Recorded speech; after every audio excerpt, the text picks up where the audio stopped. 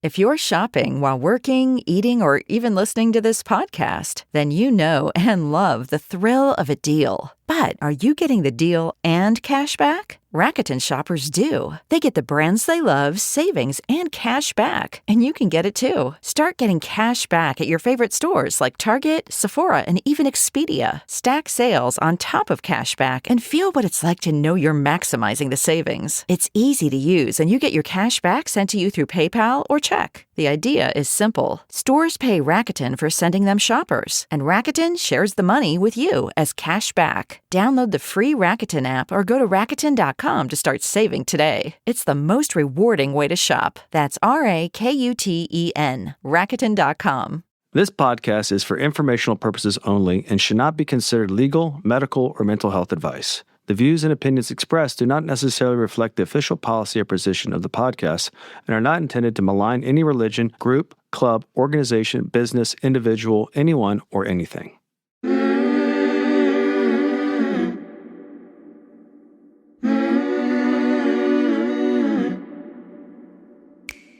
I'm Sarah Edmondson. And I'm Anthony Nippy Ames, and this is A Little Bit Culty. We woke up from a cult, and that journey was captured in The Vow on HBO and in my memoir, Scarred. Now, in this podcast, we break down the shame and secrets that make these experiences so destructive with honest conversations on how seemingly benign groups can cross into the cultiverse and how to spot and recover from trouble if it happens to you. Each week, we bring in experts, survivors, and whistleblowers to explore red flags, resilience, and even share a few laughs, because sometimes you gotta laugh. Subscribe to our Patreon for early and ad-free listening, some live Q&A, and exclusive content at patreon.com/alittlebitculty. Welcome to Season 8 of A Little Bit Culty.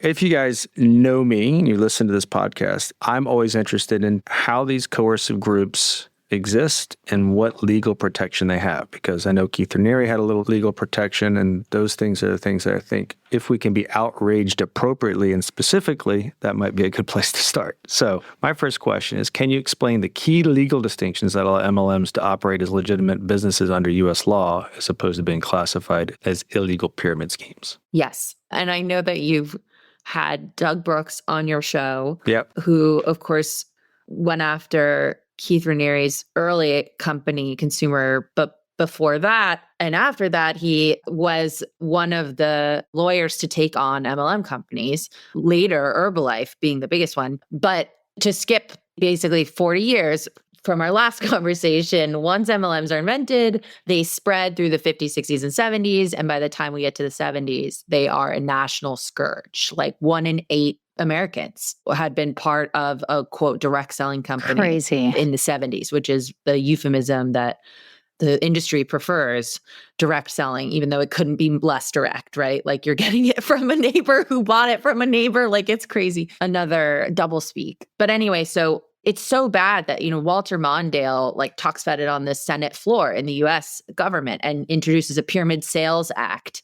And all these states start trying to crack down themselves on pyramid companies. So you start getting the beginnings of legislation. But at this time, people knew what Ponzi's were. There was securities fraud. There were illegal lotteries. But this product-based chain selling scheme, which is what it is, right? You're bringing people in behind you. It's a chain selling scheme, but you're doing it with whatever product. There really weren't laws yet to deal with this. And so they start trying to figure it out. And the most effective way to do this is with federal legislation, right? Rather than states' laws, because then what would happen is an MLM company would go crazy in one state. They would, California, for example, enacts a chain selling law that forbids people to run one of these schemes where people are allowed to buy in and then bring other people to buy in with them. But they just move states. So the states are clamoring for help, and the FTC, the Federal Trade Commission, they are the federal agency that starts to try to crack down on MLM. So they do it first with Holiday Magic, that company I talked about in the last episode, the makeup selling company in California. They shut them down because they crack open their books and they see that it is just a chain selling Ponzi operation. They're just having people induced to buy in. The sales of the product don't matter. Same thing with the next company, which is called Koscot, also a makeup company started by a holiday magic salesman. Same thing. What they start to define is that a pyramid scheme is a chain selling operation in which people are rewarded based on inducing others into the scheme and not by retail sales, not by selling the product. So this idea starts to finally take shape that what makes these companies predatory and fraudulent is that this retail selling base, this idea that you're selling products to customers is all just a cover.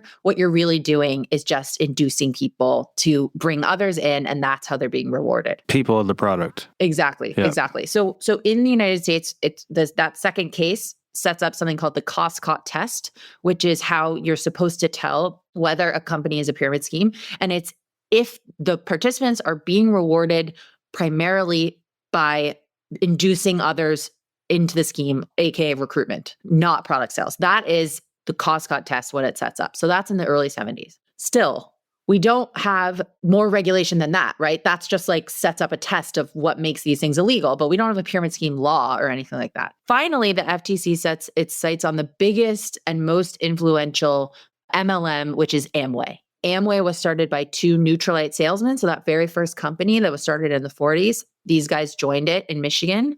They were Calvinist Christians. They were very conservative. They were very industrious. And they started their own MLM in the late 50s.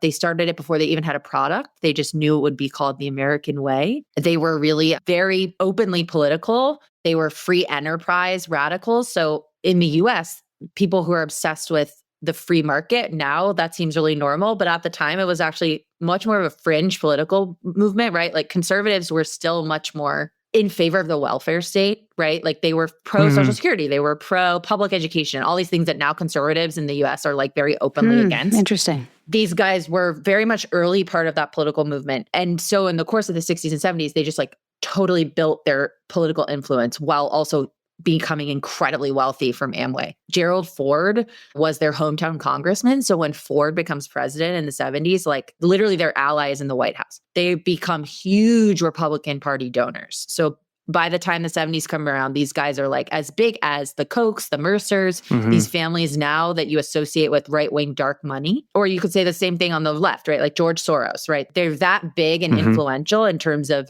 they're funding the Republican Party.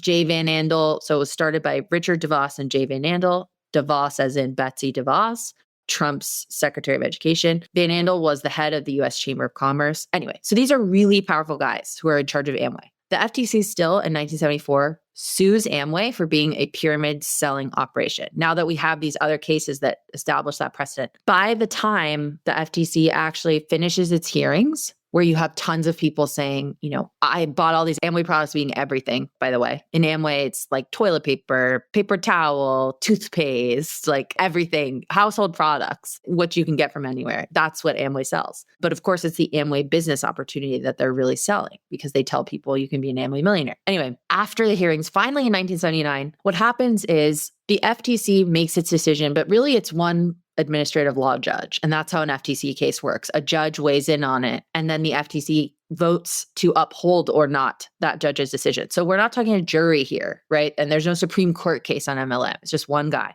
His name was Judge Timoney. And he really decided at that point that Amway, if they decided the Amway business model was fraudulent, I mean, it would be like taking down something as big in this industry as like a bank, right? It's like Amway was the most prominent and biggest and most politically powerful MLM. So instead, they upheld some small antitrust things that Amway had done wrong. But instead, they decided that Amway's version of how it keeps itself from being a pyramid scheme, what they call the Amway rules, were acceptable. So Amway presented these various rules about how the business operated that would, in theory, keep it from being a pyramid scheme. So one was that you have to have 10 real customers, right? So we've talked about how the biggest problem with MLM is that there's no real retail business. So if, in theory, you had to be selling to 10 people a month, okay, you had to have a real retail business.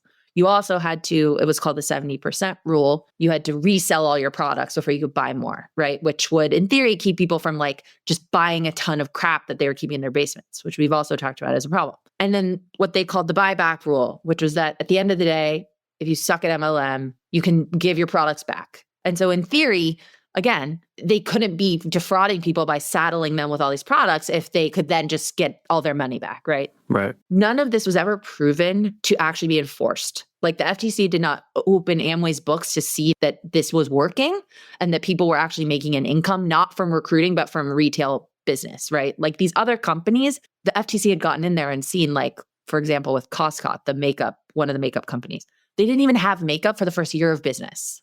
They didn't even have products, right? So it was very obvious. The FTC did not go into Amway and actually look at how people in Amway are making money. Instead, this law judge just said, I accept Amway's word, basically. We're going to call these the Amway rules. And Amway is not a pyramid scheme. And the company got that one sentence and took off and ran with it. And the whole industry basically got a pass. This was in 1979. Wow. So those are called the Amway rules. And now MLM has its own lobbying arm. The fortune of the Amway founders has only grown, right? And their influence demonstrated by the fact that Betsy DeVos was actually in the White House, right? An MLM heiress. That's how she makes her money. And that powered her to the White House. They have seeded their influence all over. The Heritage Foundation, Project 2025. Van Andel's daughter is the head of the Heritage Foundation board. Holy shit. So they're incredibly powerful people. Now for something a little less culty, a quick sponsor message.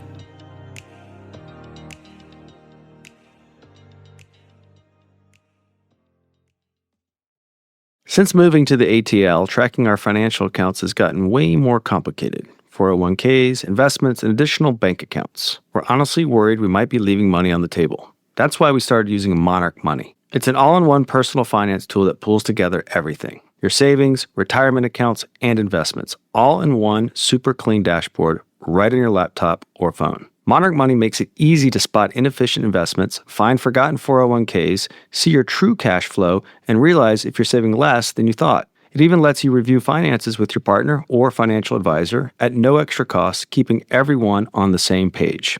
Tired of juggling spreadsheets and multiple apps? Monarch does all the heavy lifting. Link your accounts in minutes, switch on smart categorizations, and get powerful data visuals that make sense of your money fast. No more guessing, no more awkward money talks. Named Best Budgeting App of 2025 by the Wall Street Journal, Forbes Best Apps for Couples, and celebrated by experts everywhere. Monarch makes finances simple for busy lives. Don't leave money on the table. Get organized, confident, and let Monarch help you hit your goals together. Don't let financial opportunity slip through the cracks. Use code CULTY at monarchmoney.com in your browser for half of your first year. That's 50% off your first year at monarchmoney.com with code CULTY. This episode is sponsored by BetterHelp. Ever catch yourself oversharing just a little bit? Yep, been there. Maybe with your group chat or a total stranger in the bathroom line. We all look for support in pretty funny places, but dealing with things like anxiety or relationships deserves a professional's touch. That's where BetterHelp comes in. They take out the guesswork. After a quick questionnaire about your needs and preferences, they get you matched with a great therapist from their network of over 30,000 fully licensed professionals. And if it's not a perfect fit, you can switch anytime, no questions asked. Therapy has been a total game changer for us, especially after deprogramming from Nexium. BetterHelp is completely online, so sessions fit your schedule. You can pause your subscription when needed, and with a 4.9-star rating from 1.7 million reviews over 10 years, you know you're in good hands. Stop looking for wisdom in random places. Find your real match with BetterHelp and get the support you deserve. As the largest online therapy provider in the world, BetterHelp can provide access to mental health professionals with a diverse variety of expertise. Find the one with BetterHelp. Our listeners get 10% off their first month at betterhelp.com/culty. That's BetterHelp, HELP.com/culty. Ever find it impossible to switch off at night? Sol's out-of-office gummies are my new go-to for winding down. They help me relax, quiet my mind, and fall asleep naturally with just the right mix of CBD and THC. Sol is a wellness brand that believes feeling good should be fun and easy. Sol specializes in delicious, hemp-derived THC and CBD products designed to boost your mood and help you unwind. Their best-selling out-of-office gummies were designed to provide a mild, relaxing buzz, boost your mood, and enhance creativity and relaxation. With 5 different strengths, you can tailor the dose to fit your vibe. From a gentle 1.5 milligram microdose to their newest 15 milligram gummy for a more elevated experience. I love knowing that they're wellness-focused, made from organically farmed, USA-grown hemp. Plus, they're vegan, gluten-free, low in sugar, and totally federally legal. If you want a restful night without next day grogginess, try Sol's out-of-office gummies and feel good about what you're putting in your body. Bring on the good vibes and treat yourself to Sol today. Right now, Sol is offering our audience 30% off your entire order. Go to getsol.com and use the code CULTY. That's getsol.com, promo code CULTY for 30% off. Sponsor break's done. Back for more culty stories. So if they knew this, what are the incentives keeping that in place, I guess, when they had an opportunity to do it? What Republicans and the right wing did during this time that was so effective was to blame the government, to blame big government, that there was actually too much regulation. It's not that we needed to build up the welfare state and the public benefits to protect our most vulnerable. It's the opposite. It's that stuff was wasteful. It was fraud. It was keeping us down. And actually, too much regulation was stifling the world's economic markets. And that if we deregulated, we could unleash this wealth for everybody. And they built that movement. And the Amway founders were a huge part of that, building grassroots think tanks, seeding letter writing campaigns and legislation campaigns all across the country. They teamed up with evangelical Christians. So they very much helped, make a coalition with fundamentalist Christians in the right wing, all of which, culminated in the election of Ronald Reagan in 1980. And the Amway founders, had Reagan at Amway speeches. Like, he was very much in their pocket, and he appoints them various advisory positions once he's in office. But all of which is to say, like, this one dude who's making this decision, this law judge, like, he's facing like a huge backlash, not just against the government, but against the FTC itself. They had waged a campaign. The FTC was trying to regulate advertising. Speaking of cigarettes, they were trying to keep advertisers from being able to advertise sugary cereal to children. And the corporate America roared back and said, oh my God, this is a nanny state. This is a total government overreach. This is Big Brother. And they threatened to pull funding from the FTC itself. And the Amway founders were a big part of it. So this guy is weighing in on a case to shut down the company that is leading this huge backlash.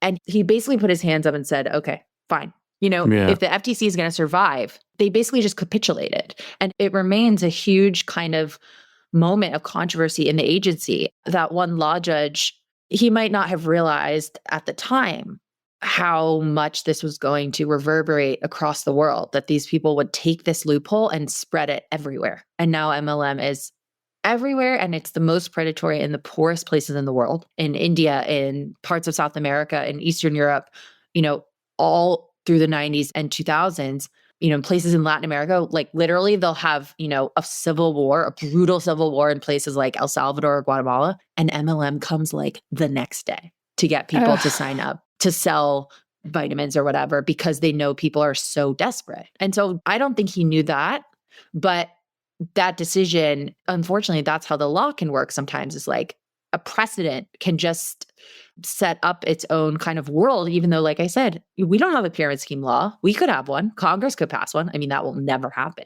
But like, we could. This is not settled case law. It's just precedent. Well, it's Goliath now. Yeah, exactly.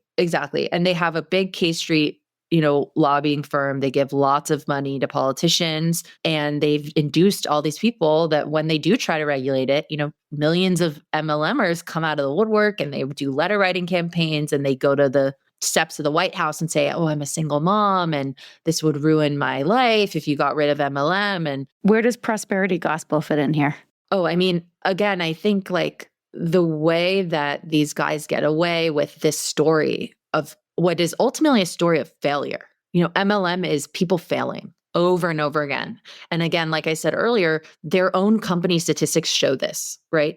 Imagine being proud of your company where you release your average income statement and like 98% of people are making, and this is gross, right? So not net, but $500 a year. Imagine being proud of that. Going back to the very beginning of this conversation, it's your fault.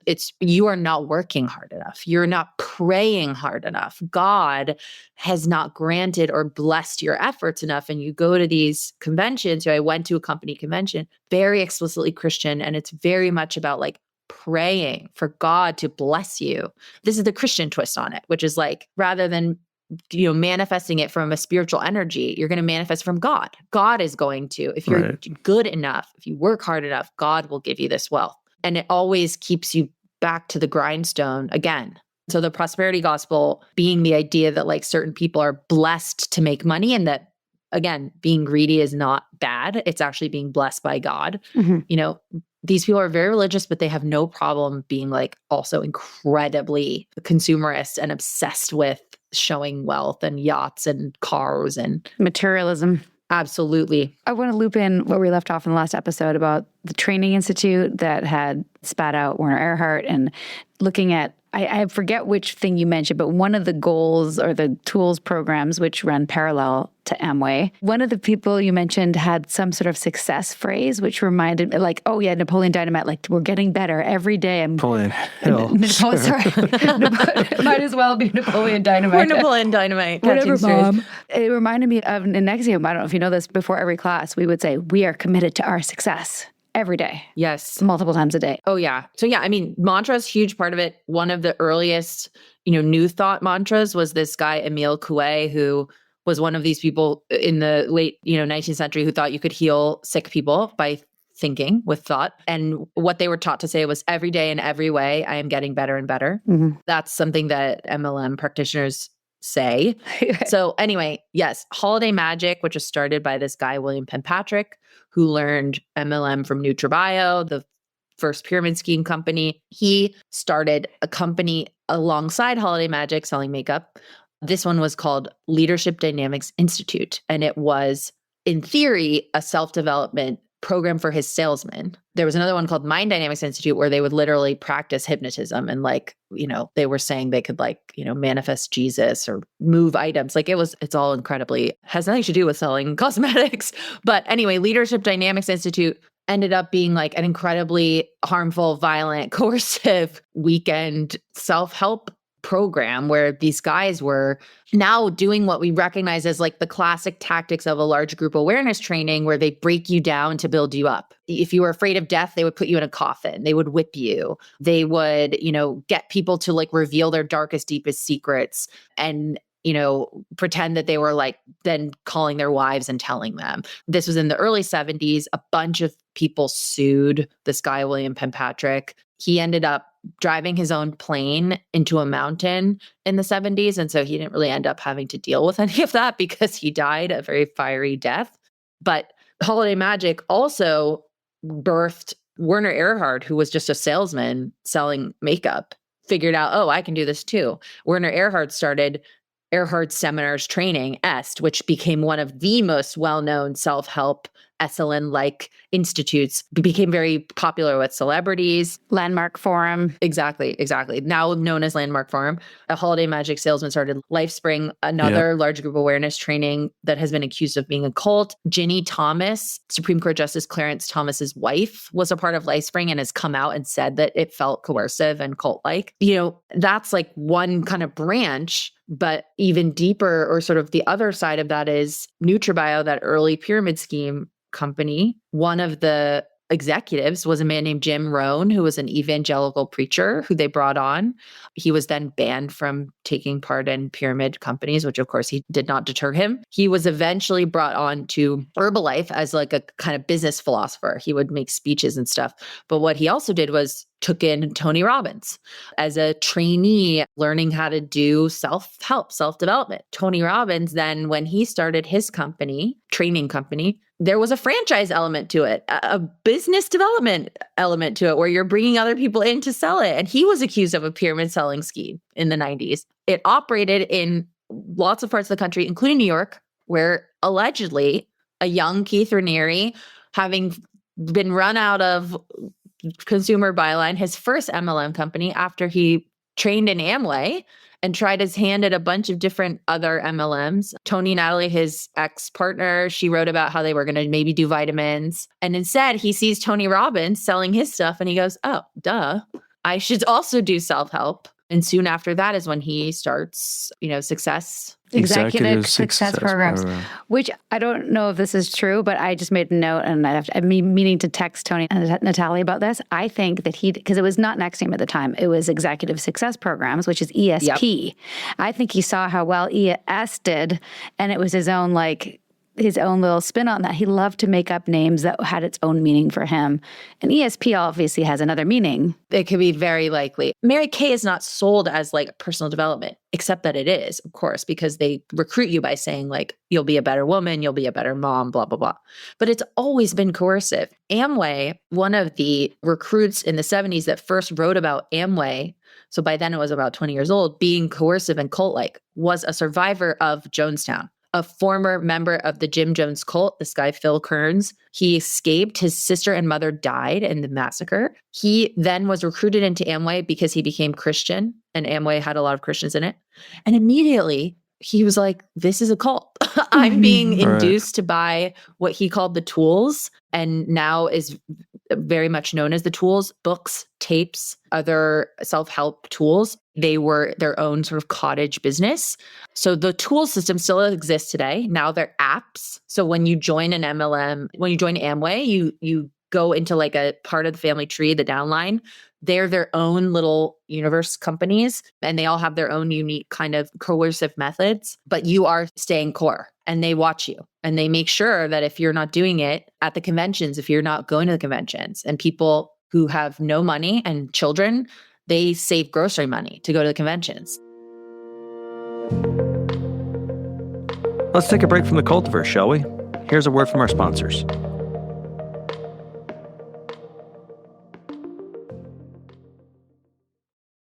Yep, fall's here, and it's time to refresh your wardrobe with pieces that look amazing and feel even better. Enter Quince, your secret weapon for elevated essentials that don't break the bank. Imagine 100% Mongolian cashmere starting at just $50, washable silk tops and skirts, and denim that fits like it was tailor-made. Their wool coats look designer level but come at a fraction of the cost. And trust me, the quality holds its own. Quince partners directly with ethical, top-tier factories, cutting out the middlemen so they can deliver luxury pieces at about half the price of similar brands. No compromises, just smart, stylish, and effortless wardrobe upgrades. Quince has really become our one-stop shop. I've personally got the Flowknit Breeze Fit and Flare dress in my cart for my fall wardrobe. Keep it classic and cozy this fall with long-lasting staples from Quince. Go to quince.com/culty for free shipping on your order and 365-day returns. That's QUINCE.com/culty to get free shipping and 365-day returns. Quince.com/culty.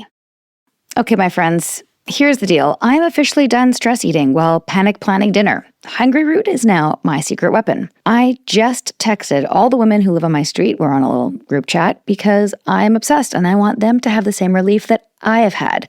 Hungry Root is basically filling up my cart for me, planning my entire week of meals, and gets smarter every time I order. It's like having a personal shopper, chef, minus the judgment about how many snacks I buy. Seriously, with over 15,000 recipes ready-made in 15 minutes or less, which is obviously a game changer, Hungry Root makes it so easy. Whether you want smoothies, sweets, salads, snacks for the kiddos, even if you're gluten-free, dairy-free, or just free from wanting to plan anything, Hungry Root's Smart Cart quiz nails it every time. And you save so much money too. No more random impulse buys or expensive last-minute takeout. Plus, our special link scores you a free item in every box for life. Yeah, you heard it right. Free food forever. Hungry Root also kicks out all the weird stuff you don't want, like artificial sweeteners, gross additives, and mystery meats. We are personally loving having such a robust new plethora of snacks that we never would have known that our kids like because they send us these things, and then we find out that our kids like something that we didn't know, which is such a bonus. I also am just loving having a really balanced, healthy meal plan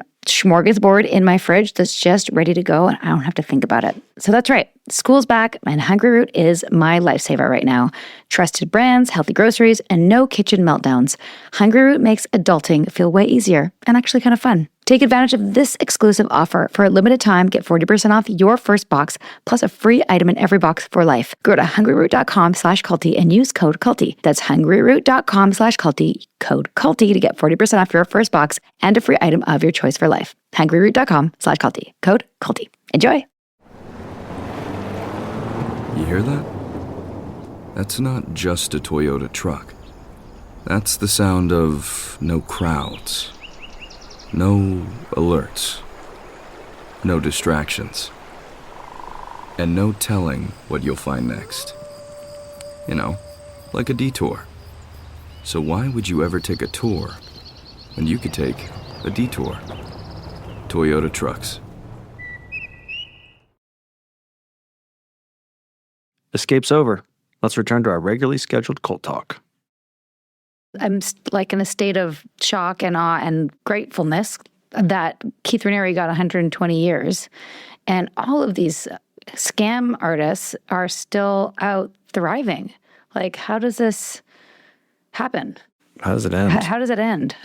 Just like, coercive control, these are still how to attack coercion and coercive behavior legally is still difficult, right? Like, part of what did Raniere in was, I believe, I'm not an expert, but RICO and trafficking stuff, right? There were other charges. It wasn't for the MLM. Yeah, it was ultimately the outrage at the physical abuse. Well, that's what started the Yeah, inquiry. that's what of course. That was the last. And then people assumed, okay, they didn't sign what up else for is he this. doing? Yeah. So I think what makes MLM really challenging, aside from the legal precedent that we talked about, which is really difficult to undo. Once a judge has made a decision like that, and that's how the FTC uses precedent, it's very difficult to undo that precedent. If you're good at it and you're a good worker, you will succeed. If you're not succeeding, it's because you're not a good worker, right? Like this is, even though we're in MLM and we're talking about this like fake business, that's how American jobs work. And that's how capitalism works. Performance. Exactly. Workers are valued for their productivity, right? And all the things in society that are just givens because you're a human being, all the things that we used to have that just give you dignity and safety and security just because you're alive, right? The things that I think once made America very briefly very great. The idea that like just because you're here, you get access to education. Just because you're here, you should get access to healthcare and you should get a good job and you should be able to like feed your family. Just like basic dignities that I think should be human rights, but certainly for a time in the US, they were national rights, Those are just because you are here, not because you're a good worker. And now we've degraded all that so much that like truly your earning capacity and your productive capacity to generate money for yourself, for others, that's really the only value. Yeah, no, we've put way too much of a premium on people who can make wealth and too much esteem onto those people. Absolutely. Yeah, everything is financialized. Bridget, I think you're going to make America great again. I think that's what's going to happen. That should be the name of the episode. That would piss people off. Yeah. Right. It's very difficult to undo so much of that. It really is brainwashing. The people in MLM, it takes so long for them. And, people like Roberta Blevins and other people who've been in MLM and have gotten out and who were so helpful in me writing this book, like it took so long for they themselves to say, I am worth more than how many people I can get to do this with me every month. I am worth more than how many like lipsticks they're telling me or pairs of leggings I signed up every month. And so like the legal part is part of it. The political influence is part of it, which we only really touched on. But like these people are incredibly politically powerful. But a big part of it is like our actual hearts and minds in trying to get people to wake up from the fact that like your exploitation is not indicative of your own deficiency, right? Mm-hmm. It's like, it's correct. a system. And that if we all were honest about it and banded together, we could change. Like getting people to like undo all that work that MLM does to internalize and like really sublimate what is quite social unrest, right? Mhm. If you're being taught that actually the way you're going to get out of it is like accruing personal wealth. And if that's not working, that's because you're basically bad. I mean, that's so harmful. And No, it's a MLM devastating thrives message. on that. Yeah. And I think all cults in some level really, of course, rely on that tiny turn in your brain where you don't go out, you go in, and MLM like pioneered it. And I think now exported it, all around the world, which is to say people do wake up from it all the time. All the time, people are leaving every day and they find themselves now on the internet, which is great. And, if my book can just be one more Google hit, that doesn't take you to like the lobbyist's website or the Herbalife website, but takes you to my book. Maybe it just gives you one more pause that's like, maybe I shouldn't spend $200 on this, starter kit. Yeah. Speaking of waking up, I loved your through line of your book of Monique, who is in Mary Kay, and how her journey and how she wakes up because she has a hysterectomy and takes a little break, only to be texted by her upline, who she thought was her friend, not even checking in on her, just saying, hey, what about this person in your downline, and making sure they were getting their sales. I'm like, ugh, that hit me in my solar plexus as somebody who is a recruiter in NXIVM. B, thought I was a nurturer, grower of people, but was ultimately just like sales at the root of it, from my upline as well, but like just the grossness of all that. Yeah, it makes it so that like, if you're at the bottom of, like you, Sarah, were at the bottom of someone else's pyramid, like the way that you were supposed to deal with that and like the little sort of trade-off you got was that you could build your own, like that you could be the top of someone else's the exploitation. Watching people like Monique or talking to them about that little moment where they not only saved themselves, but also said, I'm not going to repeat that. And, at the end of my book, she like gets caught up in a coaching scheme, which is like another episode, and they want her to also like charge other people. And she really has this moment where she's like, I'm not going to do that again. So one of the things that keeps coming up in our little community is like, okay, we get it. We see it. We shouldn't do it. But everyone knows someone who's in an MLM. What do you tell people who are like, oh, but like my neighbor, I just buy makeup from her, aloe vera juice just to support her. But like, what do we do on the ground, I guess is the question. Yeah. I think it's really challenging, but you should think of buying products as enabling the loss that's ultimately going to happen, whether it's that person's own loss, like if they're actually losing money, or if they're a successful upline with a lot of recruits, the people under them are losing money. And by buying products from them, you're just like enabling the cover of the business that there is a real retail base for this, because there's not. And so it's, again, really difficult. I think if you know someone that joined buying products, you're actually getting in the way of crucial time where they could get out, right? Like the earliest that somebody gets out is the better, because they've spent less money. And when people say, oh, but it's not an MLM. Send them this episode. We'll send them this book. Yeah. If they're very vehemently saying it's not an MLM, first of all, it probably is, because it's just a doth protest too much kind of situation. But I think if you're making money on recruits, it's an MLM. Are you encouraged to build your team because that's how you get rewarded? MLM. It doesn't matter if they say it's not the major way, or any business at this point where you're really making money off recruiting more than the retail products, that is MLM. They probably won't admit that it's more than the retail products. So, maybe just drop a link to my book. Yeah, I For definitely sure. will. We will. We will be sending out this No book problem doing en that. masse. And I'm laughing to myself because I had a memory reading your book because you mentioned Primerica, because I was sent by my upline to talk to my downline, who is a coach in NXIVM, because she was also doing Primerica. And I had to explain to her why she couldn't do Primerica and be a NXIVM. But she's like, but NXIVM is not an MLM. I'm like, no, it's not an MLM. Well, it's a pyramid structure, but it's ethical. Therefore, it's not an MLM. Like everything that I'd been taught. But like as I'm speaking, I'm like, this makes no sense. And I couldn't explain to her why she couldn't do it. I never understood it. That's a running joke in our house. I'm like, Sarah, explain this to me. She's like, how does my 10% work? And like, it's like, I couldn't get it. It's so funny because, of course, that's MLM 101. Like, even in the earliest cases, like there was one copy of Neutralite, the early company, and it spawned its own company, and the two spin-offs sued each other. And this is like in the 50s, and the judge is trying to understand how this company works. And he's like, what? He said What's in the the transcript of product? the trial, he's like, what is the product? And of course, they're fighting over the downline because the downline is the product. That's what you really want. The people are the product. I'll leave you on this final note, just as a little funny story about how many people were fought after. As like, if a daughter brought in her two sisters were coaches in NXIVM, and they brought in their mother, where does the mother go? Does it go underneath the daughter or the other daughter? Like this fighting over people is so horrible and toxic. And this must be a humanitarian organization. Oh yeah. I mean, sharing, what was it? Sharing to build building humanity. whatever. Yeah. Building humanity. We're building humanity, Yeah, you have to laugh. Bridget. You have to Yes. laugh so you I don't can't cry. laugh now. Can't not laugh. This is At this one of the point. reasons why I'm married to Nippy. We laugh all the time about what we went through, but this has been such a joy to talk to you and to make all these links between the scams and the personal development and all these people that are still thriving today. You know, Landmark Forum, I believe, is dwindling. Tony Robbins still going strong.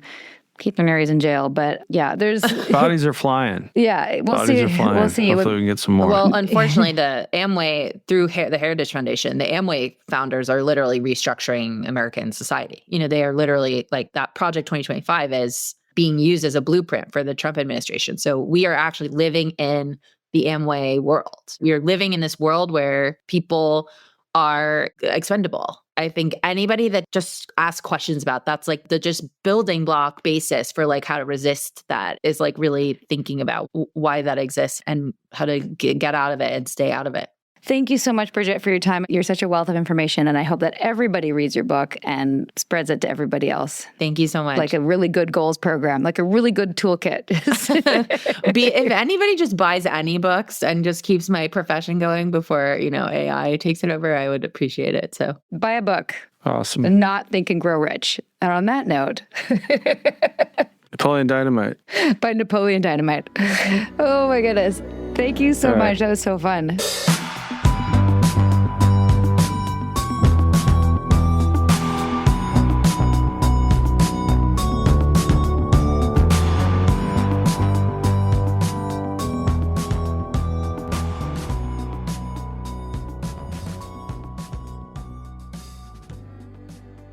Those are kind of my favorite episodes. Just knowledge. It's a Yes. Wikipedia. It's like, boom, go. Love it. It was such a Cook. great accompaniment to all of our other MLM episodes. There was a line in her book that I wrote down where she said something about it's either a cult, crime, or a joke. And that's really how I see MLMs now. And There's the title of our episode. Yeah, maybe that's Cult, it. Crime, and Joke. Cult, crime, or joke. Please do come back next week. We have Stefan Colasar, who was an Amway IBO, which also reminds me of IBS. Every time I say that, do you feel I might mention So if Amway is American Way, I think it goes to Canada. It's Canway? Amway We'll and find out Canway. next Yes. week. Also, the one thing I did not get to tell her that I appreciate, and I think this is a little gift, a little Easter egg, if you will, for you NXIVM nerds out there.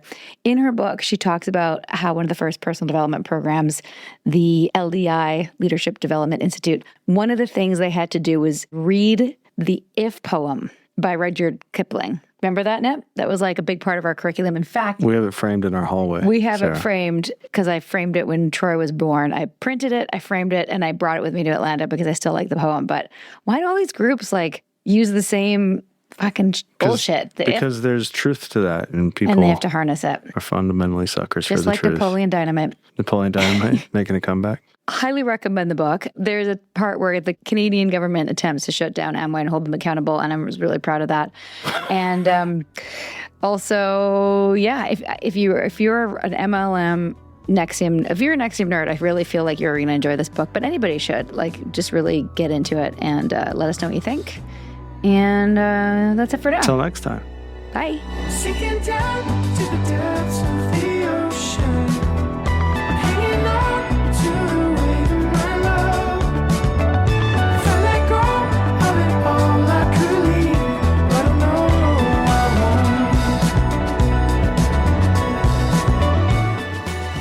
won't. We hope you're enjoying A Little Bit Culty. If so, please do show us some love. Drop a rating or leave a review. Hit subscribe on Apple, Spotify, or wherever you listen. And subscribe to our Patreon at patreon.com/alittlebitculty. Even better, send this episode to someone who needs it. Maybe they're in a cult.